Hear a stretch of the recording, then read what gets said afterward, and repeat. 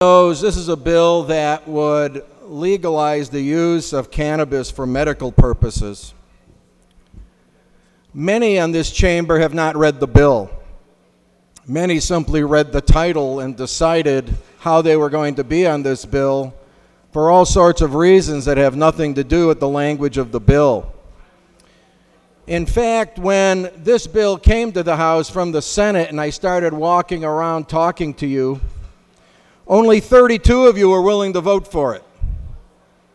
After working you and talking to you and explaining the bill to you, 92 of you told me that you thought it was a great bill and that you hoped I would pass it.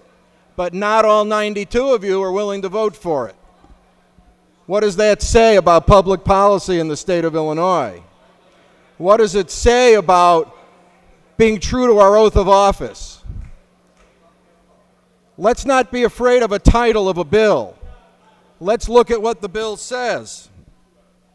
And so the bill says if your own doctor provides you a letter saying that you have a debilitating medical condition that provides you significant pain, significant nausea, significant discomfort in your life, if a doctor says you need this product, just as a doctor might say you need OxyContin, you can apply to the Department of Public Health for a license which would enable you to have 3 mature marijuana plants at your home that you take care of, that has to be in a locked and secure facility within your home.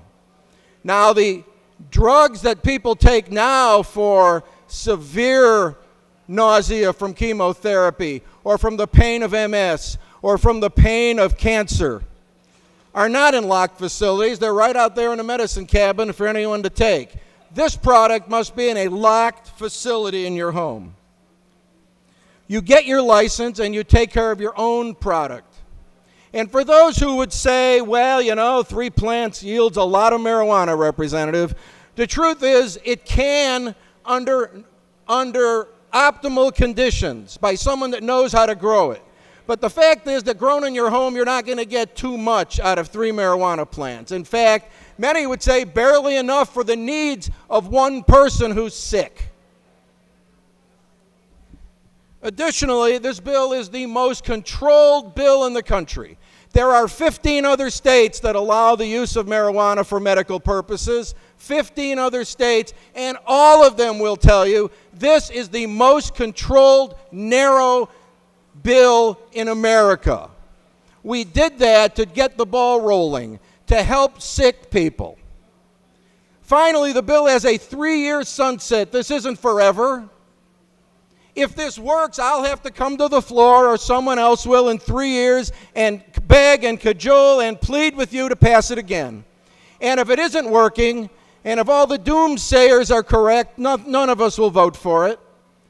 But how do you turn down the kind of people sitting in the gallery today? How do you turn down people who are sick, people who are in pain, people who have not had the ability to have a quality of life without this health care product? And make no mistake, my friends, this is not a bill about drugs. This is a bill about health care. We had a national debate that went on for over a year about health care. Long debates, controversial, arguing across this country about health care. And it's a health care plan that will cost America billions of dollars. Be for it, be against it, it's not the point. The point is, this is health care for Illinois under narrowly defined circumstances that will not cost the taxpayers of Illinois one dime. The people who today have to take OxyContin and morphine and codeine just to get through the day have no quality of life. They're bedridden. They can't take care of their kids. They can't take care of their laundry. They can't go to the movies. They can't live their life. This bill will enable them to legally do that. Now, many of the people in the speakers gallery today take this product. They're not ashamed of it, and they're able to get through the day. But what about those who cannot? What about those who don't have the ability to do that? Will we allow them really to live a life of pain, or in the alternative to be totally doped up And by the way, what are they doped up on? Oxycontin, morphine, codeine, addictive narcotics. And those narcotics themselves are killing people. And my friends, no one in the history of the world has ever died from an overdose of marijuana. But every day in this state, people are dying from an overdose of Oxycontin and morphine and codeine. And we must do something to help the people of Illinois live a quality of life. We cannot just be afraid of the word marijuana. In fact, I was the guy who in college would never go near it.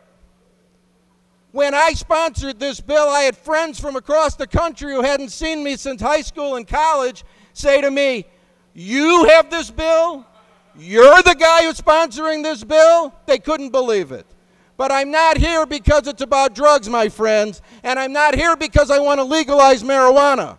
I'm here because there are sick people in this state who demand and need and should insist upon our attention. Now, there are at least 30 or 40 of you in this room who know you should vote for this, who have told me you hope I pass this bill, and you have been unwilling to commit to vote for it. I'm hoping that this debate today will convince you that public policy must always trump all other things. Otherwise, why be in this chamber at all?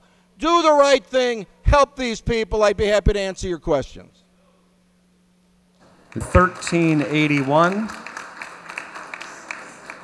And seeking recognition is the gentleman from Bond, Representative Stevens. First of all, to clarify for the body, in case there was confusion, I was not one of those 92 who said that this is a great idea. There were at least 26 of us, according to the gentleman's own remarks, that are true to our word.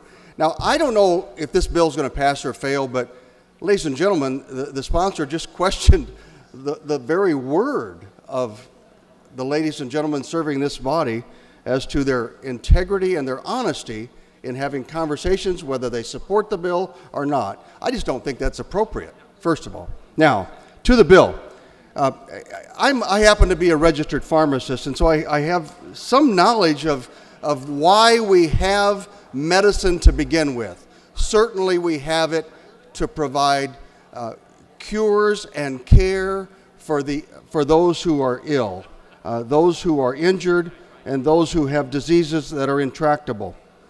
And I would think that if the gentleman were serious in his title of the bill, medical marijuana, if this was about medicine, we would be going through the normal channels. Ladies and gentlemen, we have 5,000 years of history that have developed in the world today a way to deliver medical care and a way to deliver medicine. And if the benefits are for the truly ill, the truly pain-stricken individuals that he refers to, we would be handling this like we do aspirin. We would get it approved by the FDA for those diseases. We would have it channeled. It is a drug. It does have properties that are addictive, and it should be controlled. So you would dispense it where? Maybe through a pharmacy, not through a doctor who says, "I am now your doctor, and you need this drug, and only this drug will cure you or treat your ailment." We would do it otherwise. We would do it under the system we have. In states that have legalized medical marijuana, evidence shows us clearly that it is not about treating disorders and ailments. It is about making marijuana available. This drug should be called the marijuana possession law, because that's what it calls for. It calls for allowing the possession of marijuana. It doesn't restrict the use in any way. One of the wonders of our society today, not a wonder, but one of the accomplishments of society, in the use of what could be dangerous drugs, we monitor the amount that is used. This bill doesn't call for that. It calls for allowing possession. You can have 3 plants and 3 plants and 3 plants and 3 plants.